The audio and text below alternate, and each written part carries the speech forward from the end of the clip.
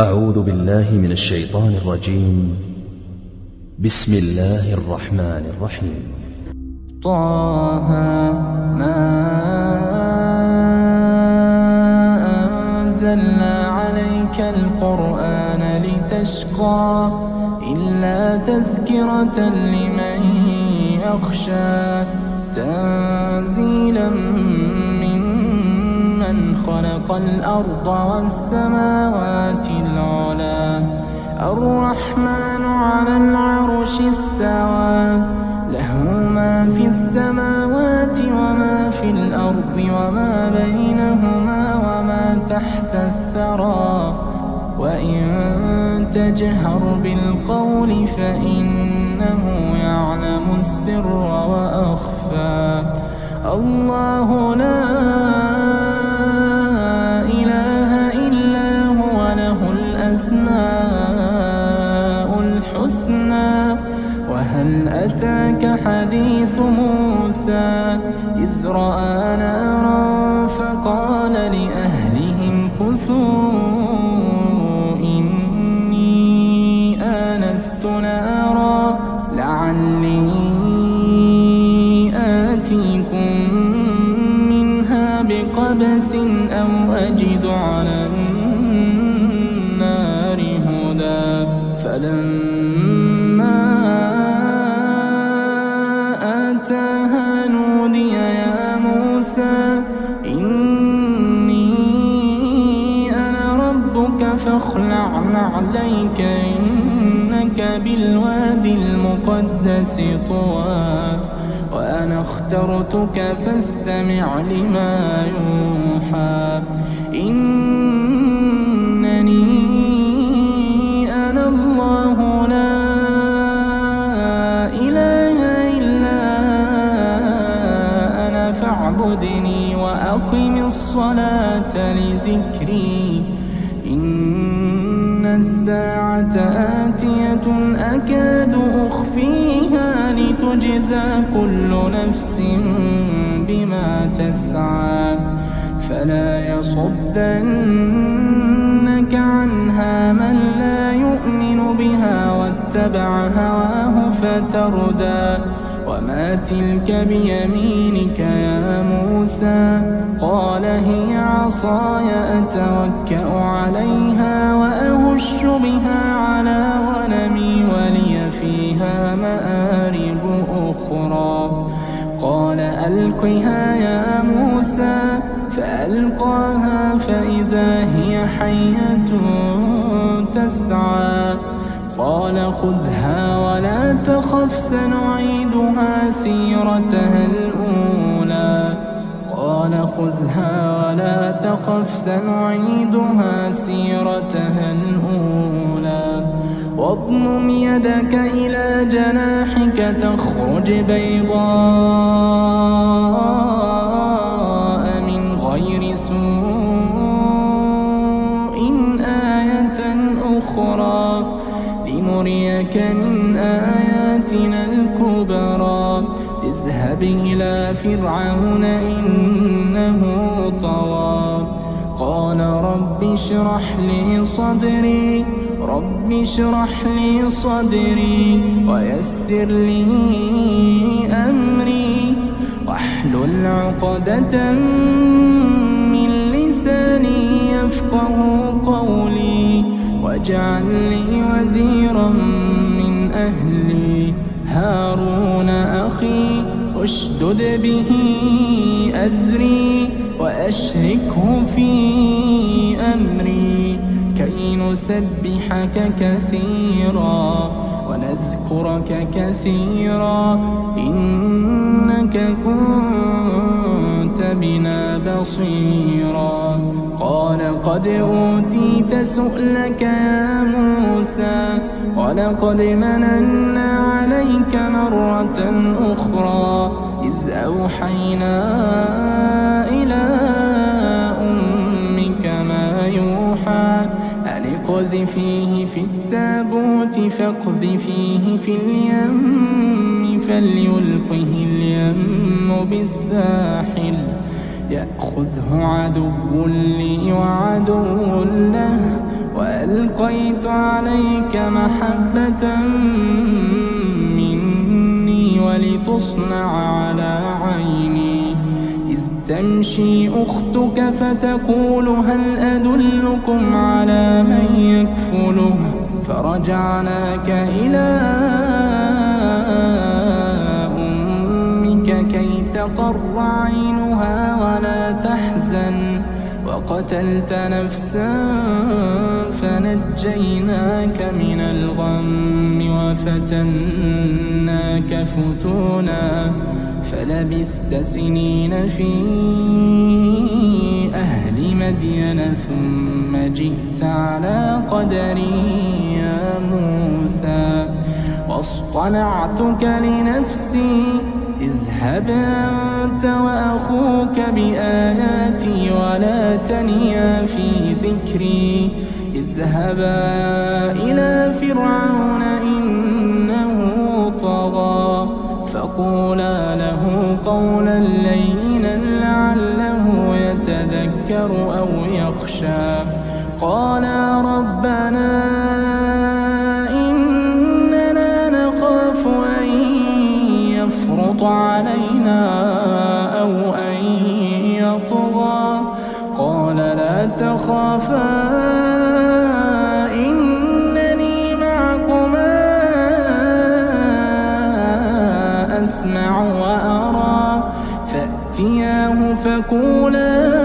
إنا رسولا ربك فأرسل معنا بني إسرائيل ولا تعذبهم قد جئناك بآية من ربك والسلام على من اتبع الهدى إنا قد أوحي إلينا أن العذاب على من كذب وتولى قال فمن ربكما يا موسى قال ربنا الذي أعطى كل شيء خلقه ثم هدى قال فما بال القرون الأولى قال علمها عند ربي في كتاب لا يضل ربي ولا ينسى الذي جعل لكم الأرض مهدا وسلك لكم فيها سبلا وأنزل من السماء ماء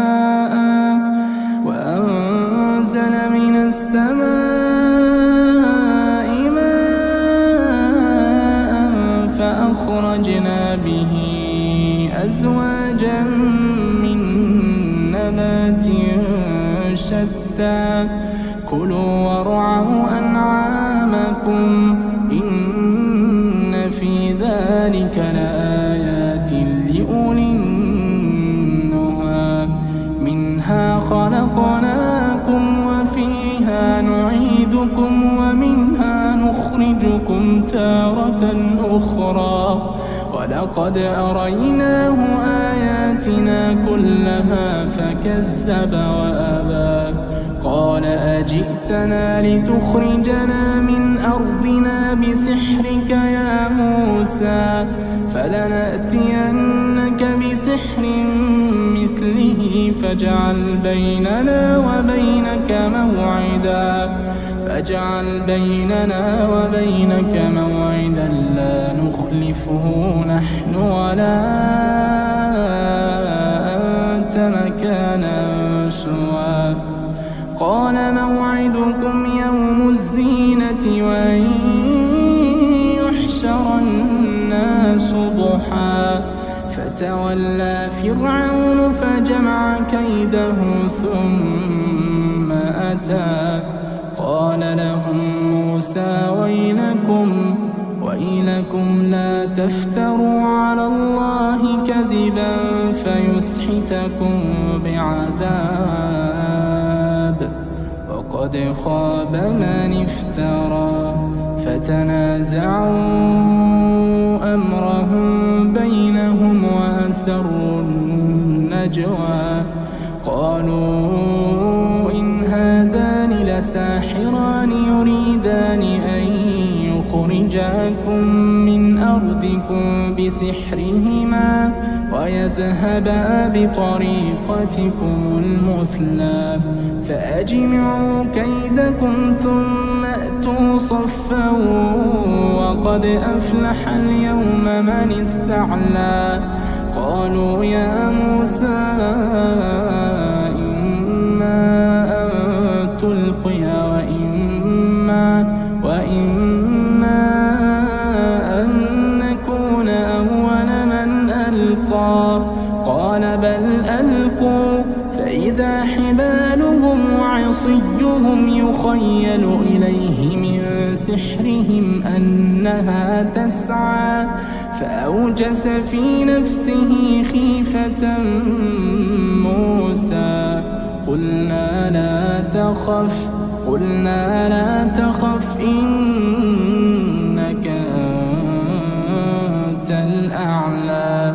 وألق ما في يمينك تلقف ما صنعوا إنما صنعوا كيد ساحر ولا يفلح الساحر حيث أتى فألقي السحرة سجدا قالوا آمنا برب هارون وموسى قال آمنتم له قبل أن آذن لكم إنه لكبيركم الذي علمكم السحر فلأقطعن أيديكم وأرجلكم من خلاف ولأصلبنكم في جذوع النخل ولتعلمن أينا أشد عذابا وأبقى قالوا لن نؤثرك على ما جاءنا من البينات والذي فطرنا فاقض ما أنت قاض إنما تقضي هذه الحياة الدنيا إنا آمنا بربنا ليغفر لنا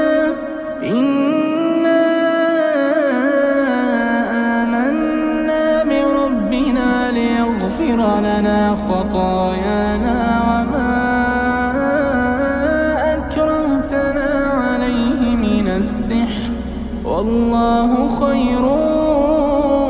وأبقى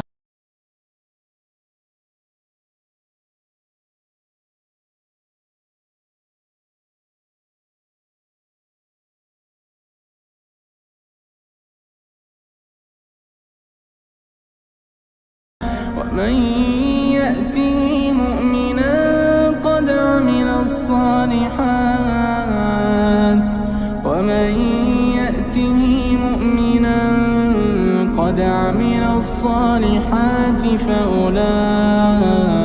لهم الدرجات العلى جنات عدن تجري من تحتها الأنهار خالدين فيها وذلك جزاء من تزكى ولقد أوحينا إلى موسى أن أسر بعبادي فاضرب لهم طريقا في البحر يبسا لا تخاف دركا ولا تخشى فأتبعهم فرعون بجنوده فغشيهم من اليم ما غشيهم وأضل فرعون قومه وما هدى يا بني إسرائيل قد أنجيناكم من عدوكم وواعدناكم جانب الطور الأيمن ونزلنا عليكم المن والسلوى كلوا من طيبات ما رزقناكم ولا تطغوا فيه فيحل عليكم غضبي ومن يحلل عليه غضبي فقد هوى وإني لغفار لمن تاب وآمن وعمل صالحا ثم اهتدى وما أعجلك عن قومك يا موسى قال هم أولئك على أثري وعجلت إليك رب لترضى قال فإنا قد فتنا قومك من بعدك وأضلهم السامري فرجع موسى إلى قومه غضبان أسفا قال يا قوم ألم يعدكم ربكم وعدا حسنا أفطال عليكم العهد أم أردتم أن يحل عليكم غضب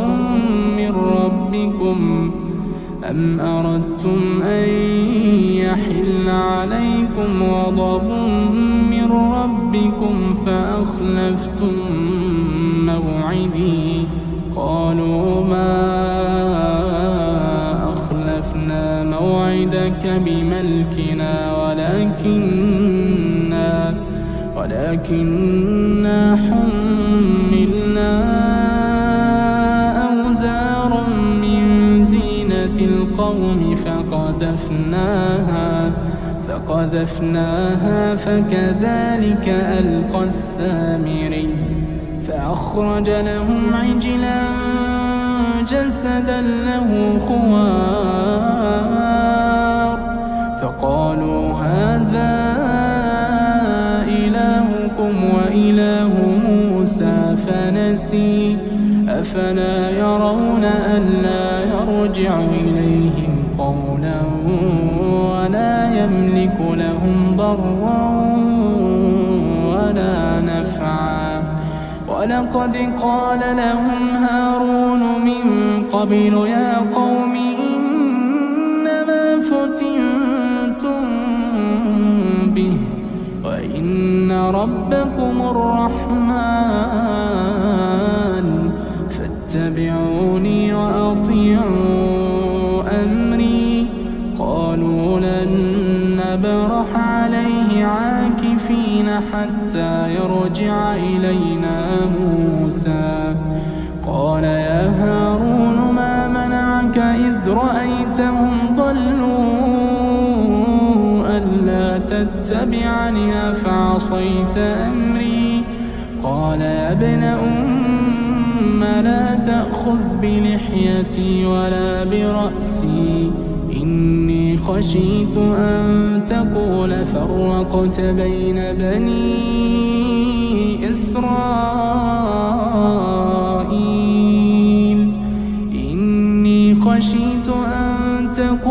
فرقت بين بني إسرائيل ولم ترقب قولي قال فما خطبك يا سامري قال بصرت بما لم يبصروا به فقبضت قبضة من أثر الرسول فنبذتها وكذلك سولت لي نفسي قال فاذهب فإن لك في الحياة أن تقول لا مساس وإن لك موعدا لن تخلفه وانظر إلى إلهك الذي ظلت عليه عاكفا لنحرقنه ثم لننسفنه في اليم نسفا إنما إلهكم الله الذي لا إله إلا هو وسع كل شيء علما كذلك كذلك نقص عليك من أنباء ما قد سبق وقد آتيناك من لدنا ذكرا من أعرض عنه فإنه يحمل يوم القيامة وزرا خالدين فيه وساء لهم يوم القيامة حملا يوم ينفخ في الصور ونحشر المجرمين يومئذ زرقا يتخافتون بينهم إن لبثتم إلا عشرا نحن أعلم بما يقولون إذ يقول أمثلهم طريقة إن لبثتم إلا يوما ويسألونك عن الجبال فقل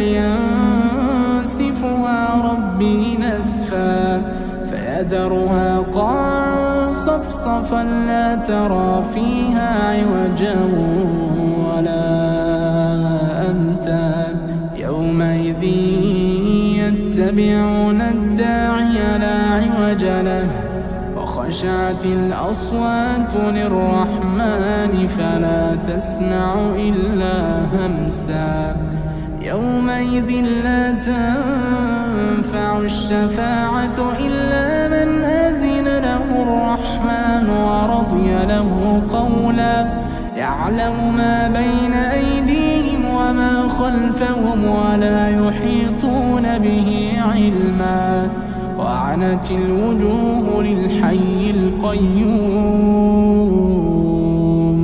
وقد خاب من حمل ظلما ومن يعمل من الصالحات وهو مؤمن فلا يخاف ظلما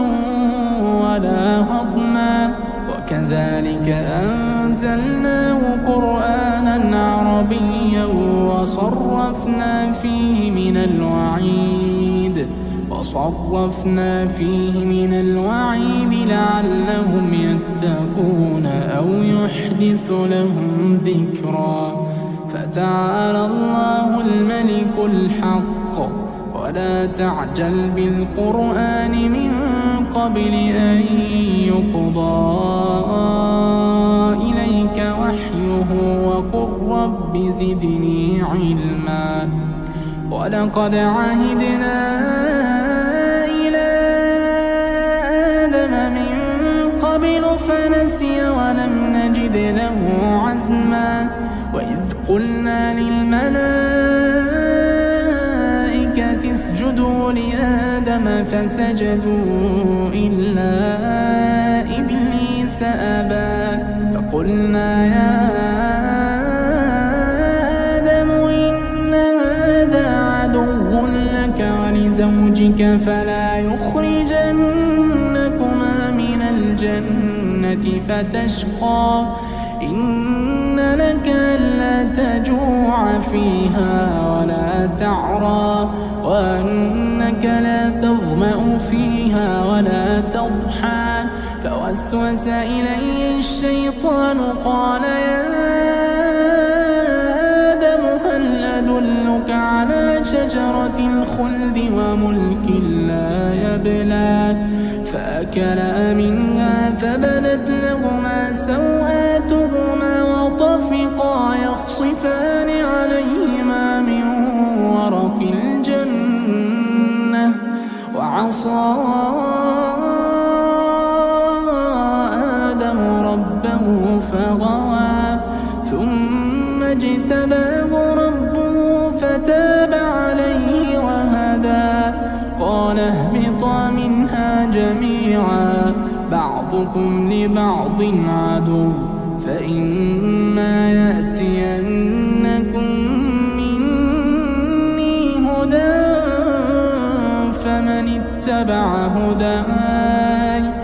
فمن اتبع هداي فلا يضل ولا يشقى ومن أعرض عن ذكري فإن له معيشة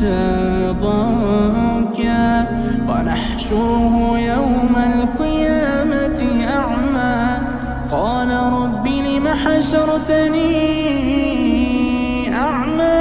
قد كنت بصيرا قال كذلك أتتك آياتنا فنسيتها وكذلك اليوم تنسى وكذلك نجزي من أسرف ولم يؤمن بآيات ربه ولعذاب الآخرة أشد وأبقى أفلم يهد لهم كم أهلكنا قبلهم من القرون يمشون في مساكنهم إن في ذلك لآيات لأولي النهى ولولا كلمة سبقت من ربك لكان لزاما وأجل مسمى فاصبر على ما يقولون وسبح بحمد ربك قبل طلوع الشمس وقبل غروبها ومن آناء